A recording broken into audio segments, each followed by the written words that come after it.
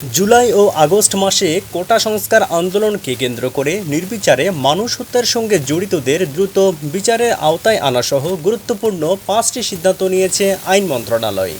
10ই August শনিবার আইন ও বিচার বিভাগের কর্মকর্তাদের সঙ্গে উপদেষ্টা ডক্টর আসিফ নজরুলের মতবিনিময় সভায় এসব সিদ্ধান্ত হয়। সিদ্ধান্তগুলো হলো, জুলাই আগস্টে ছাত্র জনতার গণ আন্দোলন দমন করার জন্য যেসব হত্যাকাণ্ড ঘটেছে সেগুলোর সঙ্গে জড়িতদের দ্রুত বিচারের আওতায় আনার ব্যবস্থা করা হবে। গত 1 জুলাই থেকে 5 আগস্ট 2024 তারিখ পর্যন্ত ছাত্র জনতার গণ আন্দোলনকে দমন করতে যেসব ফৌজদারি মামলা দায়ের হয়েছে সেগুলো আগামী 3 কর্মদিবসের মধ্যে প্রত্যাহার করার প্রয়োজনীয় পদক্ষেপ গ্রহণ করা হবে। শিশু কিশোর উন্নয়ন কেন্দ্রে যেসব শিশু কিশোর মিথ্যা ও হয়রানিমূলক মামলায় আটক রয়েছে তাদের আগামী 3 কর্মদিবসের মধ্যে ছেড়ে দেওয়ার ব্যবস্থা করা হবে।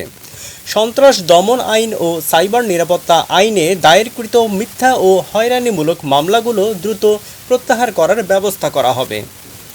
আইন ও বিচার বিভাগের 16,430 নম্বরে মিথ্যা ও হয়রানিমূলক মামলায় ভিকটিম সাপোর্ট দেওয়ার ব্যবস্থা করা হবে।